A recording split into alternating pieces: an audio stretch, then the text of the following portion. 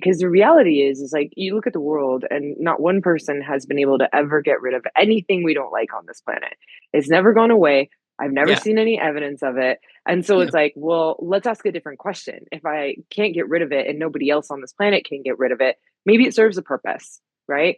And so we ask these different questions to find out the purpose it's serving us, to relieve that stress, to shift the energy.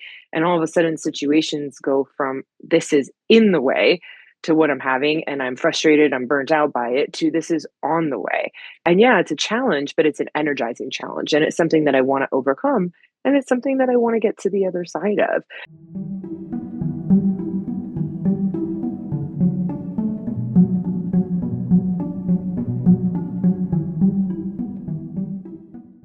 Hey, welcome back to the Executive Excel podcast. I'm excited to have my guest today, Carly Pepin. Carly, so excited to have you on the show today. And I apologize if there's snow noises in the background, but we got a big dump of snow yesterday. So if there's a tractor sound in the background, that's what it is, folks. Just be patient with us as we work through this, the joys of living in Canada. Anyway, so I'm super excited to introduce Carly to you today. She is an international speaker, a consultant with a specialized focus on leadership and scaling business, utilizing human behavior principles and strategic growth strategies.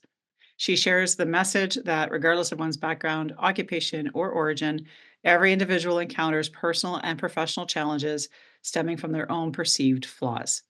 Carly highlights the transformative power of reinterpreting these narratives to lead a more fulfilling life. Having devoted her life to mastering the intricacies of human behavior, Carly integrates this knowledge with strategic business processes and systems to empower clients both professionally and personally. Through her guidance, individuals and businesses alike learn to purposely design their trajectories, moving beyond obligation to genuine fulfillment and achievement. Welcome, Carly, to the show. Thank you so much for having me. No worries. Now, I know that you have worked with leaders and businesses worldwide to help them sort of align their mission, their visions, and also their daily work for greater fulfillment. So, just so folks can get to know you a little bit better, what are the kinds of things or the moments or the experiences that really sparked the passion that you have for this work that you're doing right now? Yeah, and this is actually aligned with like everyone on the planet has the same things. Our biggest challenges are the things that actually spark and interest us and finding the answers because it's like we're still trying to overcome that next challenge. Is awesome. So yeah, when I was a kid, I had a challenge with like a sexual experience with my best friend's dad, right? So that was like a challenge I went through. But I remember the moment where I just I just knew I didn't have the information and everything that I had known was wrong. And I remember like even the teachers were wrong. I remember the moment where I was like, "They were wrong." I was like 7 years old. I was like, everyone was wrong. I was like, this is not what it looks like. And so it's cool because it built this void in me where I just wanted to understand like why things happen, why people do the things that they do. And it kind of just has spiraled into what it is today. Right. So yeah, my parents will laugh because if you ask what I was like as a child, like they'll share something and I'll say, well, why is that? Well, why is that? Well, why is that? And we could get on why conversations for like hours, you Yeah. know. Yeah. But I Yeah. really wanted to know why. And so that's really spiraled like that dynamic of that understanding. And present day, it's been more applicable in the sense of, now that we have this greater understanding of like why we do things, who we are, why we behave the way we do, where it, like originates from, why we actually experiencing the challenges that we do, we can really fine tune and refine it in such a way that it's like, well, how can I utilize this information to help me create transformation in life so I can get on track, get on mission, get on vision, get on purpose. And the Mhm. cool thing is like this all translates into every area of our life. And I love business because business is a really beautiful way to make an impact in the world. It's just an opportunity to get paid to make an impact. I love business for that, right? And like it's just really inspiring. And so it's like, okay, cool. How do we translate all this into this dynamic to create a larger impact, to provide greater service, to actually get out there and do what we love and, be handsomely rewarded for it. Mhm. Yeah, it really resonates what you're saying. You're coming from a place of service, which I absolutely adore because that's such a heart-centered way to connect with other humans and having business. Sometimes we often think of business as just the money and cents, but I love the perspective you're bringing to the table that no, business is a way for us to be in service to others. We just happen to be compensated for helping those individuals out. Yeah, absolutely. And the more people you serve, the more money you make. That's just it. Yeah, like, so when I think of, like, how am I gonna create more money and how do I make more money, I just think, "Oh, well, of course you serve more people. The more people I reach, the more people I connect with, the more income I get to create." Or And the so greater it just impact you have with them too, right? That's a big totally, yeah, and it just yeah, feels like a win-win, you know? It's like, yeah, that's what I love entrepreneurship. Yeah, dude. Like, it just feels like a win-win. yeah. So Yeah. what are some of the greatest Uh. challenges that your clients have that they come to seek out your assistance with? Yeah, I think one of there's like the internal component and the external component, right? And in regards to like the external component, we definitely as society tend to put things on a pedestal. We tend to assume that everyone has things together, and it's hard for business owners to admit that they're struggling. Like it actually really is, because they look at other businesses and they're like, they're running, they're doing fine, they have it together. Like I don't want anyone to know like what's happening with me.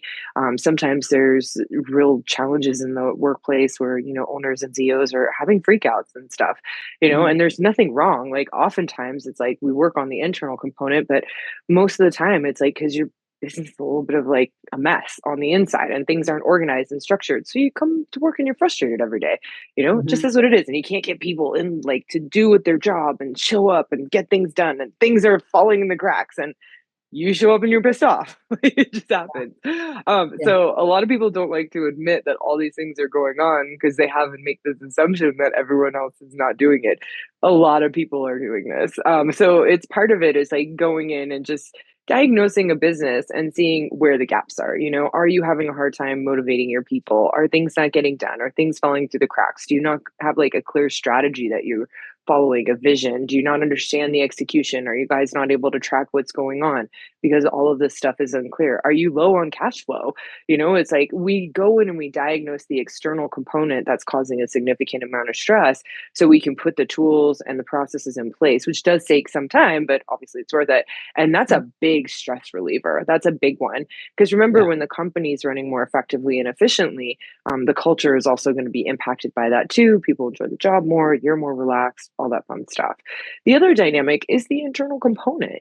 There's a lot of stuff that happens to us internally. Again, this is that unrealistic expectation that we have, like as business owners and entrepreneurs, to not be impacted by certain things. I can't tell you how many times I've worked with business owners when they have to fire and let go of someone who's been at the company for 10, 15 years, and the level of guilt and like they just feel so bad, but it's genuinely time for this person to go, and like I had one individual like come into tears and it's like this person is like family to me, but literally like if I keep them, like it's draining the business, like we can't have them. And so these are some of the struggles that like we have even on an internal level, the fears that we have of moving forward, the challenges that sometimes occur when we're working really hard and investing in our business and not spending time with family, and then all of a sudden family mhm, dynamic kind of blows up. Wife is mad, husband's mad, kids are mad. So it's like all these different components. Sometimes you just have massive fears. Like I have one client who worked through just a massive fear of everything consistently. He's been working and he's doing really well and it's been happening for decades, but massive fear on the back end and mm, like a constant panic and anxiety that everything's going to fall apart because of an old trauma and like an old thing from the past. And the reason why we work on all these things is A, it takes up a lot of space in your mind. I call it like this crap is taking up valuable real estate in your mind and it ain't paying rent. Like it's done, it's out. We're done with it. Like that's how I refer to this stuff. So A, that's why I love to work on it.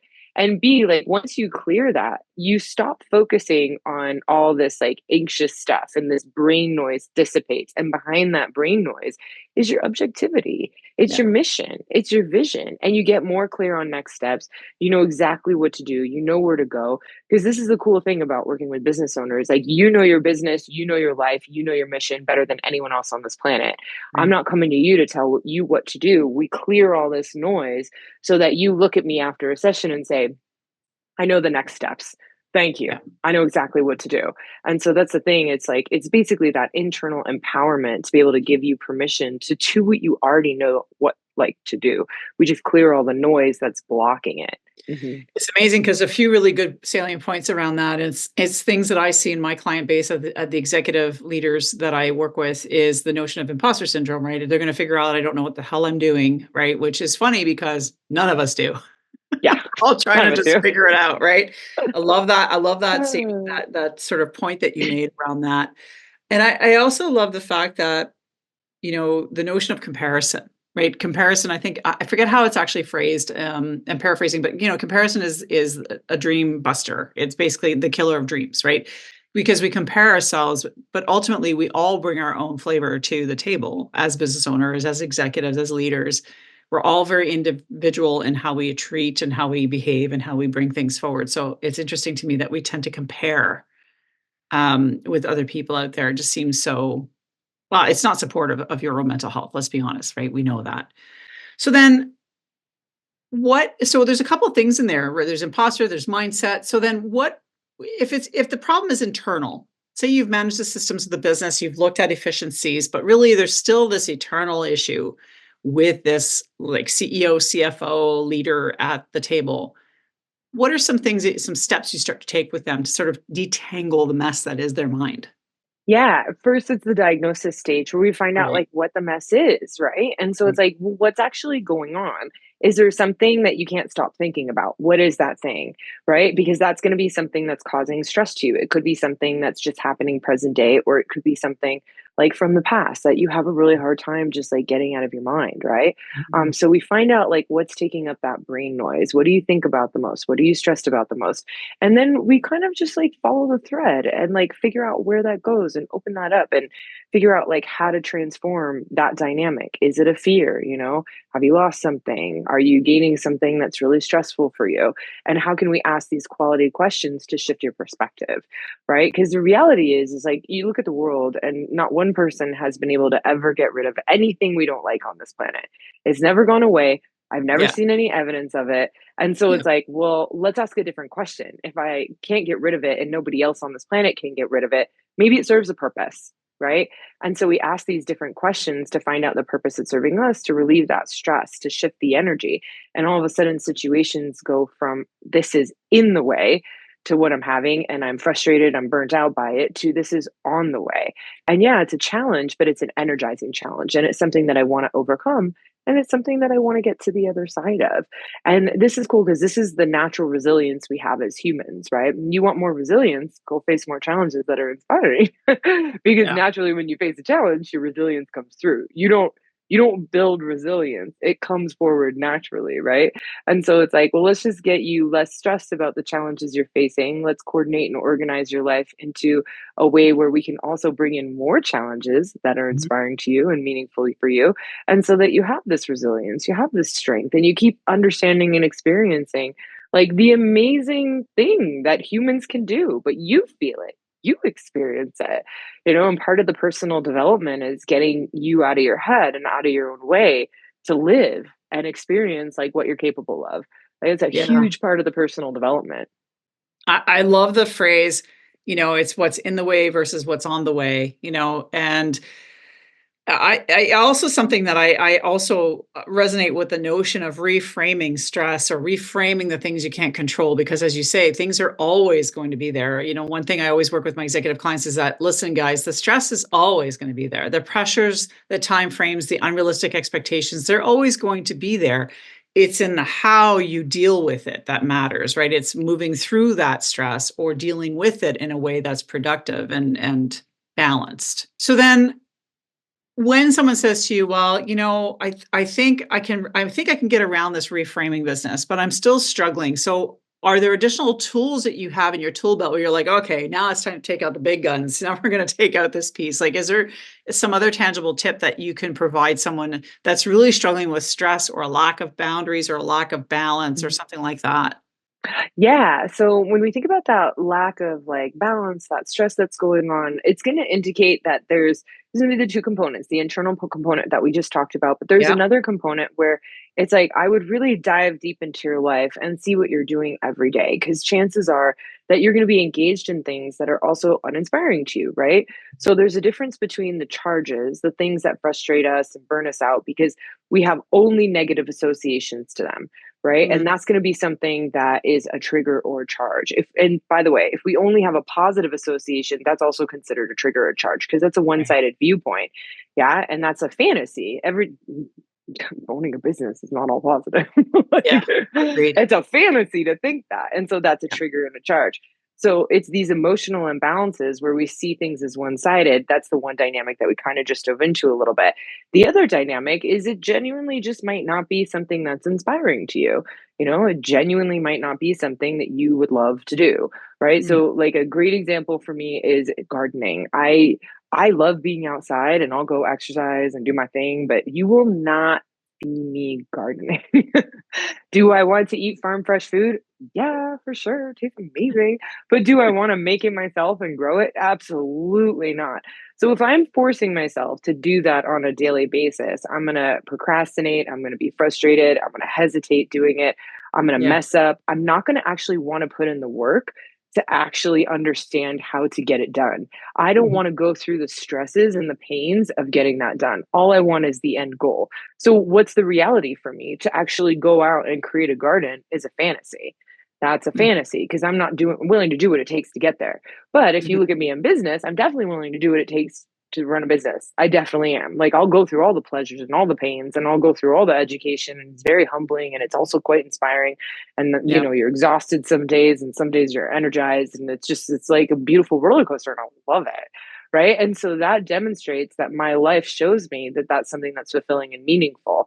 And so it's really important to pay attention to those things that are the fulfilling, actual, meaningful dynamics. Because if you're not aware of that, and this is kind of where comparisons come in, right? And the imposter syndrome, you'll think that you should live your life according to someone else's rules.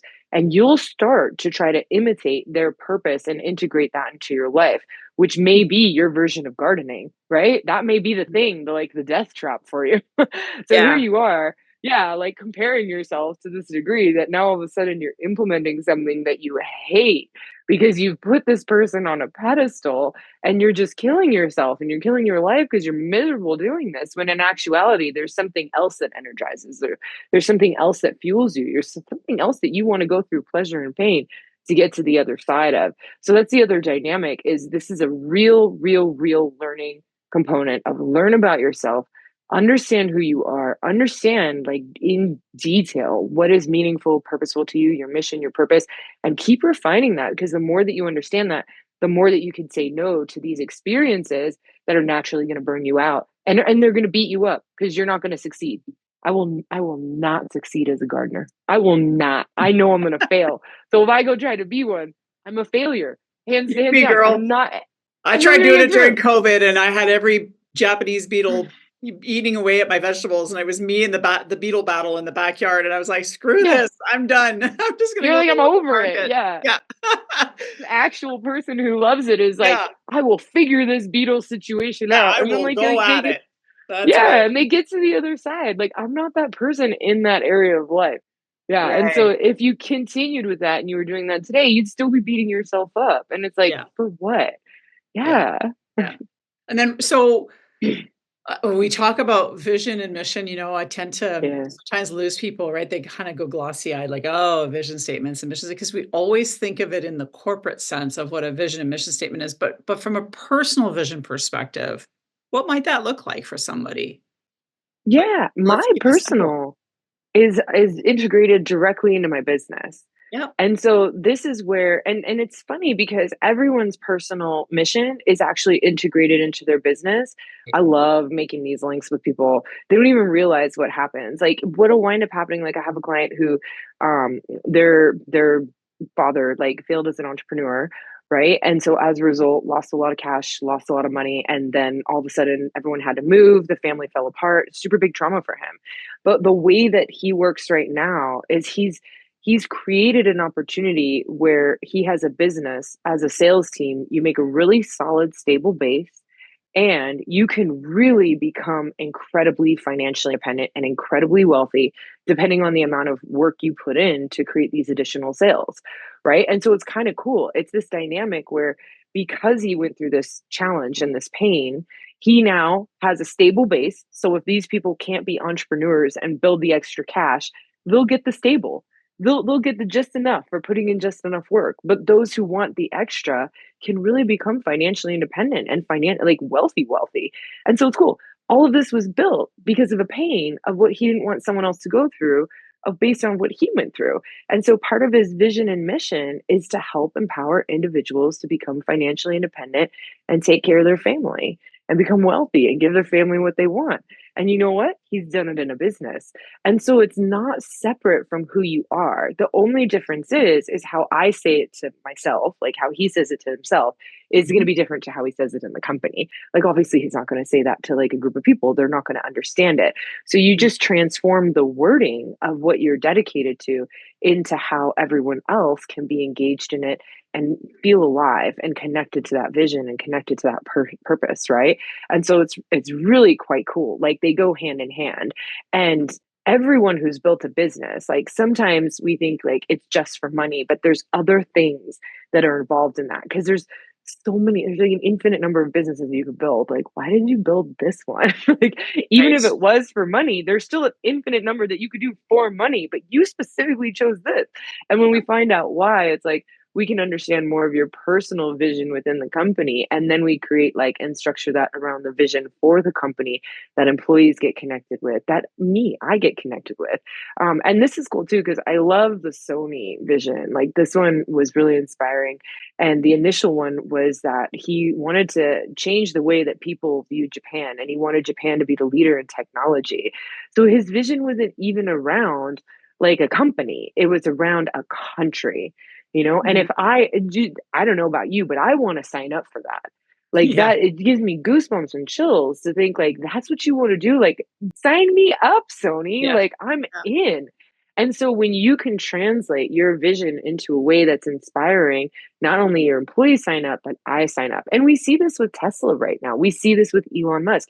Elon Musk has a vision within his company, but because the vision expands and he's connected with it personally and he's connected it to society and impact, everyone's signing up. It's amazing, right? So it's like we want to see how we can combine the two because everyone has that inside of them. Not one person is missing that. It's just a matter of pulling away all the little puzzle pieces to connect you with it. And when you connect with that, Mhm. you feel it's almost like unstoppable in a sense. Not that you can't be stopped because life is life and it's going to have challenges that come at you, right? But you know that this is so important that no matter what comes your way, you're going to figure out how to move forward. And that's why it's so important to connect with that vision and that mission because life is hard. You know, life is really hard and things occur and life happens. So the more connected you are with that deeper why, the more that I know no matter what occurs, if I don't if I'm with you and we can't work through whatever challenge you're going through mentally, you're going to do it anyways. And then we'll work on it later. And you're like, last month was crazy. This is what happened. I'm still stressed about this component, but I got through it. And I'm like, that's what I want. That's all I want for you guys. That's all I want. Yeah, I Uh, love that. Thanks for mhm. that, those perspectives around vision because you're right, they are integrated. And I would argue that if you're listening to this and you're not a business owner and you're an employee or an exec, same thing applies because Yes. ultimately, if your vision for yourself doesn't align with the work you're doing, you will be burned out and miserable in your job. I see it time and time again with my clients where they think, I don't know why I'm so unhappy with my job. I'm making six figures. I get to travel. I get to do all these things like I did. I left my corporate job, same story, hated what I was doing, although I loved some parts of the work, it didn't align with my values and my vision for myself. And so I found because I was out of alignment, it was time for me to shift. And so, yeah, 100% back you on that is that you really do need to look at how it's integrated in the work you're doing because the vision you have for yourself. And the vision could be as simply as I want to have daily conversations with amazing people. It could be as simple as that. It doesn't have to be this grandiose vision for yourself. It could be something very simple. Mhm. Want to have joy in my life every day, or it could be really complex and really huge, like the Elon Musk's with Tesla. Although, anyway, we'll see how things Mhm. go in the coming years with that. But the thing is that I think it's amazing that connecting to that vision and aligning with that can yield so much more performance, so much more joy, so much more balance, or at least a semblance. Yeah. Yeah. And I love that you brought this up because, like, I think the dynamic of this too is that every vision is important and every vision is necessary. We can put Elon Musk's vision on a pedestal and say his is better because he's reaching more people, but he Yeah. can't touch those people. without the Yeah. person on the inside that says, I just want to connect and serve people all day, who loves That's customer right. service. So he can't touch any of that unless you are engaged in what's important to you. So you are just as important as him. And all these individuals are coming together. It's like so inspiring to see. Like when people come together and they're fulfilled by what they're doing, and you have a group of individuals, look at what can be accomplished within a company, right? And so it's to remember yours is just as important as anyone else. And I was just talking to an employee about this, who she's in a company and likes the company, but hates the job she's in. And there's another opportunity for a different job. And, we worked on some of the internal stuff around that. But she went and she basically said to them, like, hey, like, I'm giving you 80%. And she's like, I want to give you 120. And I can't do it here. I don't like what I'm doing here. This is feeds my soul. I want to apply for this position. And if it doesn't work, I will like have to pass on working here because it doesn't feel good to her. And guess Yeah. what? She's now top priority for that next job. Because Right. if you're an owner of a company, what do you want? Do you want the person who they know, like, great, you have a great resume, but you don't Yep. seem like you're really engaged in this. Where this one, she's a good resume, but man, she's like 120% in. She's going to give me her all. Like, I'm Mm. going to go for the person who's going to give me their all because I want someone who's fueled by what they do. Right. Yeah. And so it's really cool. It's remembering that you're that important because that one person in that one position makes the biggest difference. Like, they make such a big difference. And that's why, even when I'm working with companies, it's so important to focus on the people and the culture and how like people are feeling within the company and how they're connected with their jobs and how they're inspired and motivated, because that's how important that one person is. It's huge. The Yeah. healthier an organization is, the more successful it will be and more profitable it will be. That's just bar none. We know this. Companies like Disney do this very well. Companies like Virgin do this very well. Richard Branson has this nailed down. He knows you just take care of your people and you don't have to ever worry about your client service ever because your people are taken care of. Disney does this where they have enabled, cast members to just be able to implement magic whenever they see fit, and the purpose of that is to improve the customer experience with Disney staff, Disney experiences. And so they know that if you do that, I mean, each company has their faults like any company, but Mhm. overall, they are able to embody their vision. The one thing I really did love about this was the notion of really being committed or embodying the vision, if you will, in your daily life or in your business or in your work, because John Astroff, who I follow quite for many years now, he talks about his mentor asking him the question, are you committed or are you interested? And if you're committed, you're going to do whatever it takes to make it happen. And if you're interested, you're going to use every excuse to not do anything. Mhm. And so it kind of speaks to that same point, which I really, really love. When folks, so maybe you could tell me a little bit about the transformations you've seen with your clients where they have this like, I'm overwhelmed, things are not going as well as I'd like them to. I want to be more profitable, I want to be more performant, but there's this like lack of balance. The transformation you've seen, maybe there's an example you can think in your head around the biggest transformation you've seen with a client who's gone from this Mhm. sort of chaotic, maybe not as performant as they'd like to be, to a more performance slash balance look. What did that transformation look like? Yeah. So one, as you were talking about, it came to mind. It was funny because like they were doing really, really well, right? Really well. So they were pulling in about 300K a month. And they they were thinking of just stopping and Oh, wow. quitting, and because they were getting so burnt out. But when I was listening to the dynamic, I was like, "This is actually fine, like, we just have some things to work through." So, one, there was an unrealistic expectation. This individual thought they were supposed to be, like, the spokesperson of the company, right? And so we did this work around it, because 'cause they're selling a product that technically, like, they don't use. It works, they don't use it. And it's not like a good or bad thing, but again, it's not something that's important to them, right? It's just not something that's valuable to them. So you can sell a health product, but not be a health nut. Because I still want the health product. I'm a health nut. So don't not sell the health product if you're not a health nut. Like, I want it. Yeah. Like, I'll buy it. Thank you. Thank you for putting it out there and making it accessible to me.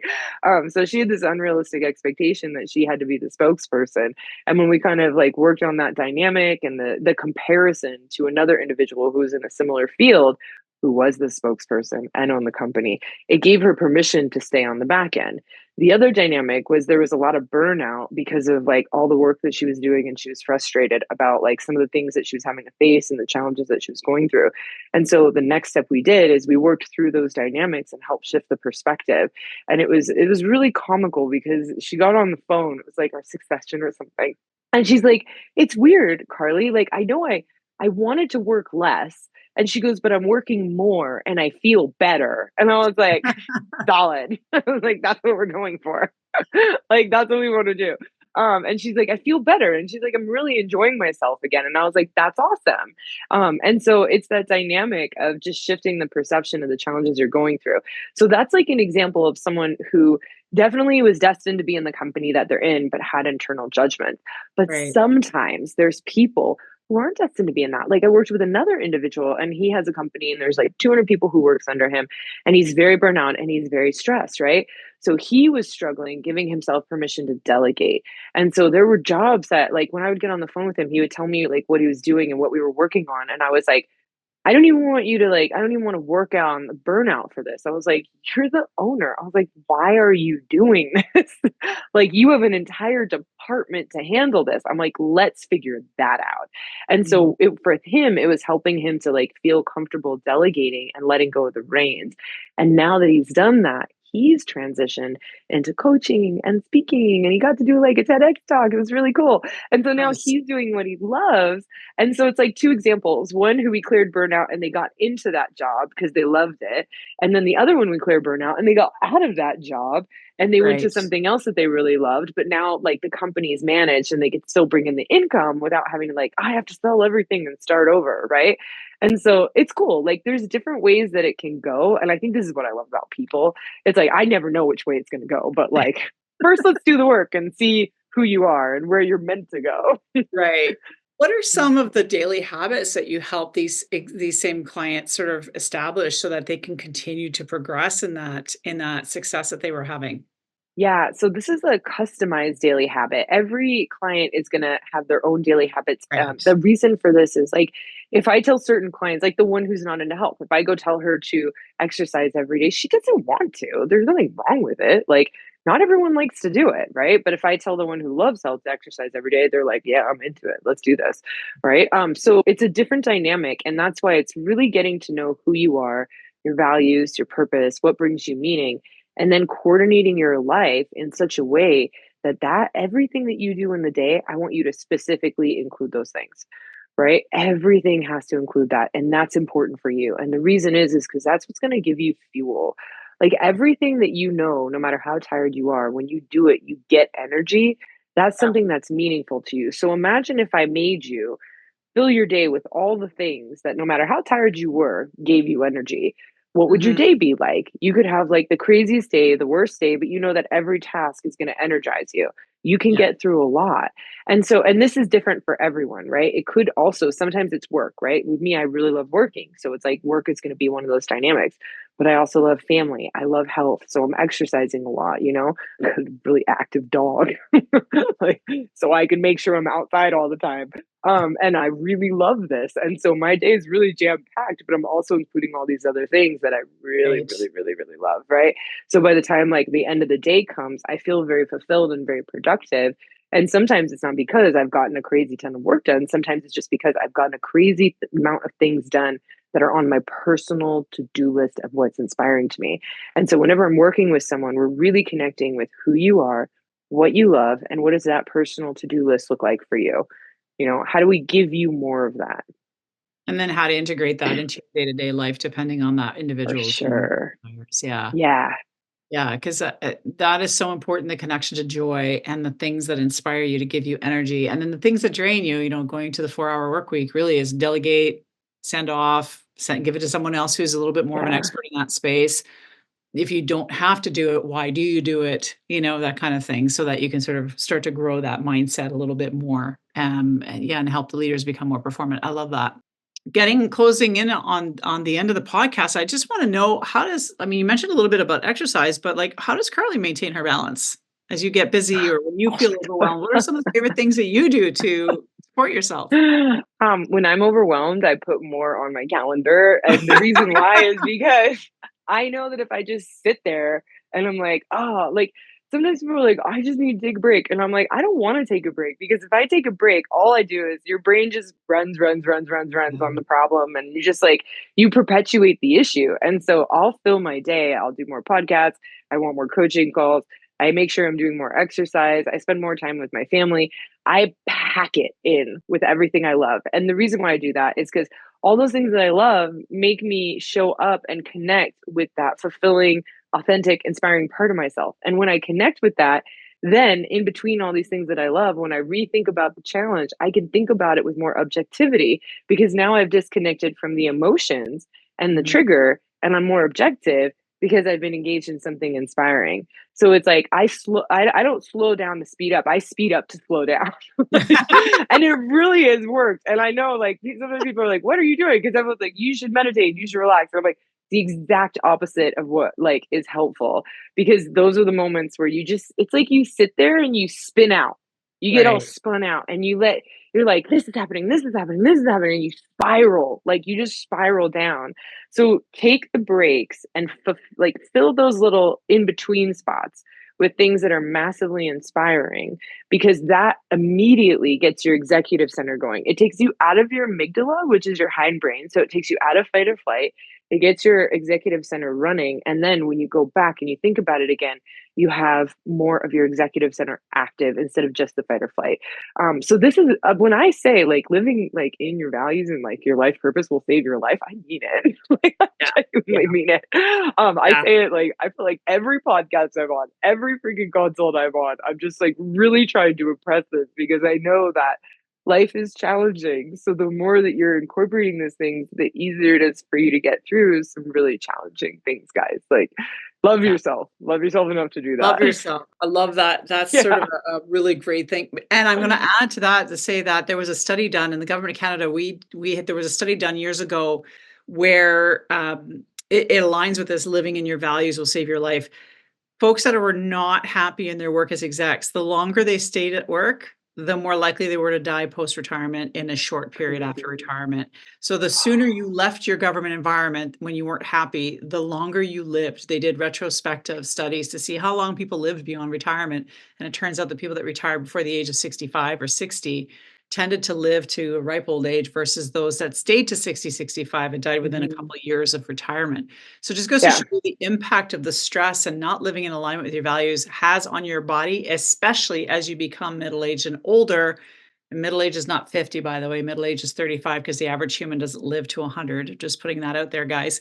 The Yeah. reality is that by the time you were 35 or 40, if you're not living in alignment, you are really setting yourself up for dis-ease as you get older. It's Um, true. And yeah, I love that you shared that because I think even like with the executives that are listening as well is like this is the dynamic too where I love what I do. I can't imagine ever retiring. But right. like when I look at people that I'm like, I wanted to figure this out, Mhm. like Warren Buffett, I think he's 99 now, or I can't remember if he's 100. Still loves what he He's does. still working. Yeah. And he looks like he seems really active. Iris that fell, like she became like she started working more and more and more as she got older and she passed away when she was 102 and she was highly active. And for me, I'm like, wow, I want my brain to be functioning like that. And I'm like, how do I do that? How do I create a life where I love what I do so much? I don't want to stop. Like, Yeah. what a gift. Like, what a gift. And so it's like you're saying, like, these people, it's like we think we have to stay in something that we don't love. And I didn't grow up in that environment. I just saw people doing what they love. So for me, I just grew up in an environment where it's like, if you don't love what you do, you just quit and you find it. Right. Yeah. That's what I was taught. And it's like everyone has that opportunity. There's so many jobs on this planet. If you don't love what you do, like go find what you love. Go Yeah. find what you love so that you feel fulfilled. You don't feel like it's draining your life force. Yeah, and if you Yeah, don't know how to do that, reach out to people like Carly and myself. We'll help you get totally. We love helping not that. not to Yeah. CTA it, but nice segue, right? Because that honestly, that's what we do, whether it's a business side of things like Carly does with business people and whether I do it as an executive. Reality is that when you're not in alignment, you're not going to be happy. You're not going to be as performant. You will procrastinate. It will be hard. It will feel harder than it really needs to feel because you're not aligned with your values and your ethics sometimes even. So really just connecting with that. So yeah. Well, Carly, I want to thank you. I could probably talk to you for another hour, but I really do need to cut this a little shorter so that people don't get overwhelmed. But I would love to invite you to sort of share where's the best place. I'm going to share, by the way, folks, all of Carly's socials, where you can find her, where you can connect. But where's the best place for somebody to connect with you if they want to reach you? Yeah, head on over to westcoastgrowthadvisors.com. Yeah, so Perfect. West Coast Growth Advisors. Yeah, No, that's and you awesome. could connect with me. Mhm. Awesome, awesome. So again, I'll have all of her links in the show notes. So please reach out to Carly if any of this resonated. You're a business owner and you're struggling and you really want some help, reach out to her and have a chat. As a listener, I want to just thank you for listening to Executive Excel Podcast. If you've enjoyed this episode, make sure you like, follow, or subscribe. It's completely free. It really does help get this content out there so that execs who need that leadership wellness support can get it. And if you're watching on YouTube, make sure that you write in a key takeaway in the notes. I'd love to see in the comments any takeaways you have from today's sessions, anything that really popped for you. Just make sure you put that in there. And I hope that you'll join future episodes of the Executive Exhale podcast. In the meantime, stay inspired, stay grounded, and remember to exhale.